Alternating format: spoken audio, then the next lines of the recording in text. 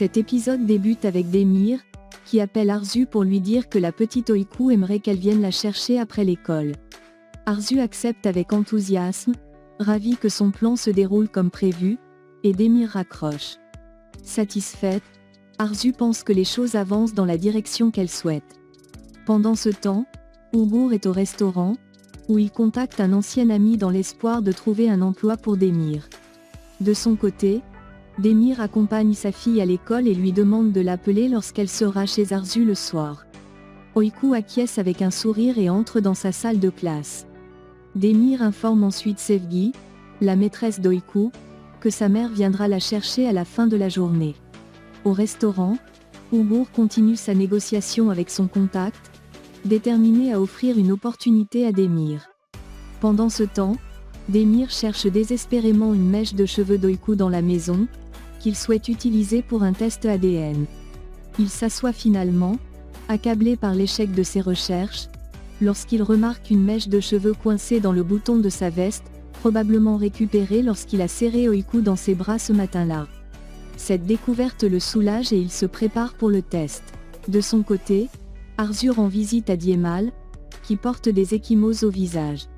Elle lui demande ce qui s'est passé, et il explique que c'est Demir qui l'a frappé après avoir découvert ce qu'il avait révélé à Oiku. Arzu informe Diemal que Demir l'a appelé plus tôt pour lui dire qu'Oiku veut passer la soirée avec elle. Elle est convaincue que cette situation leur sera favorable pour mettre en œuvre leur plan.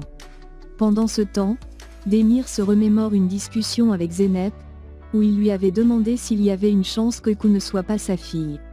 Zeynep lui avait alors reproché de douter et lui avait assuré qu'un père reconnaît toujours son propre enfant. Saisi par l'incertitude, Demir se rend dans un hôpital pour faire un test ADN, espérant dissiper ses doutes.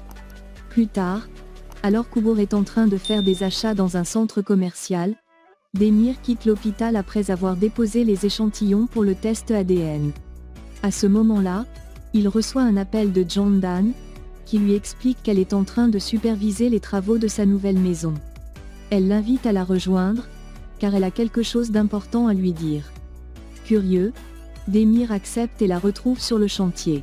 En arrivant, il explore la maison avec intérêt. Jondan lui confie qu'elle a croisé Diemal et qu'elle sait ce qui s'est passé entre eux. Elle le questionne, cherchant à comprendre pourquoi il a réagi de manière si violente et s'il lui cache quelque chose. Visiblement ébranlé, Demir lui répond que Diemal l'a bien mérité et demande à Jondan de lui laisser un peu de temps pour tout lui expliquer. Bien qu'intriguée, elle accepte de patienter. À l'école, Sevgi remarque qu'Oiku est soucieuse. Elle lui propose de lui parler de ses sentiments et l'encourage à ne pas hésiter à venir la voir si elle traverse des moments difficiles. Touché par l'attention de sa maîtresse, Oiku esquisse un sourire timide et remercie Sevgi de sa gentillesse. Peu de temps après, Ubur arrive tout excité avec une affiche de décoration qu'il vient d'acheter pour la fête de l'école, et Sevgi ne cache pas sa joie en voyant son enthousiasme.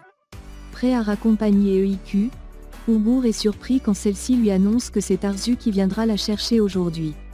Avec un sourire rassurant, elle lui explique que Demir est au courant et qu'il a donné son consentement. Ubur, bien que sceptique, l'accompagne jusqu'à l'extérieur.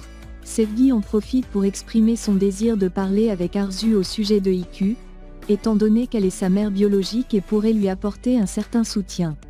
Peu après, Ubur confie finalement Oiku à Arzu, lui demandant avec insistance de faire très attention à la petite. Pendant ce temps, Demir, de retour avec Jondan, lui dit au revoir et prend le chemin de la maison. Au même moment, Ubur appelle Demir pour l'informer qu'Arzu est bien venu chercher Oiku à l'école, à quoi Demir répond en s'excusant d'avoir oublié de le prévenir à ce sujet. De retour chez Arzu, Oiku lui demande avec une certaine appréhension si Diemal viendra aujourd'hui.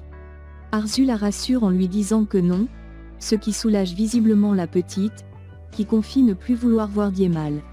Arzu lui propose alors de se sentir chez elle et, pour lui faire plaisir, lui propose de cuisiner des spaghettis. Elle se dirige vers la cuisine, mais se rend compte que les placards sont vides, pas même un ingrédient de base à disposition. Arzu annonce alors à Oiku qu'elle va faire quelques courses pour garnir la cuisine et lui laisse un journal pour s'occuper pendant son absence. Sitôt Arzu parti, EIQ décide d'inspecter la cuisine par elle-même. Elle ouvre le réfrigérateur et découvre qu'il ne contient aucune nourriture, seulement plusieurs bouteilles d'alcool. Elle se souvient alors de la mise en garde d'Ugur à Demir au sujet d'Arzu et de sa dépendance à l'alcool. Déterminée à ne pas laisser cette habitude affecter son séjour ici, elle prend les bouteilles une par une et les vide dans l'évier, avant de remettre les bouteilles vides en place pour éviter de susciter des questions. Pendant ce temps, Ugur s'apprête à sortir, mais il est abordé par une femme du voisinage qui tente de le convaincre de rencontrer sa fille en vue d'un mariage. Ugur, surpris et un peu embarrassé, insiste pour s'éclipser en expliquant qu'il a des choses importantes à régler, et finit par s'éloigner. De son côté, Arzu revient du marché, les bras chargés de provisions. Elle se précipite vers le réfrigérateur dans l'intention de prendre une boisson, mais elle réalise avec stupeur que toutes les bouteilles d'alcool sont vides. En colère, elle se tourne vers EIQ, l'accusant d'avoir vidé son précieux stock. EIQ, sans détour, lui répond qu'elle ne devrait pas boire en sa présence. Face à cette franchise inattendue, Arzu fait de son mieux pour cacher sa frustration et reprendre contenance, tentant de garder une image positive devant EIQ. Déconcerté mais déterminé, Arzu demande alors à EIQ de commencer à l'appeler « maman », espérant qu'un lien plus intime pourrait naître entre elles. EIQ, cependant, ne répond pas, préférant garder ses distances et faisant mine de ne pas avoir entendu.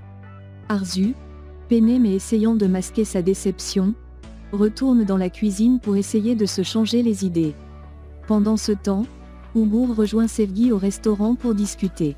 Ensemble, ils parlent avec enthousiasme de la fête de l'école et des préparatifs à venir.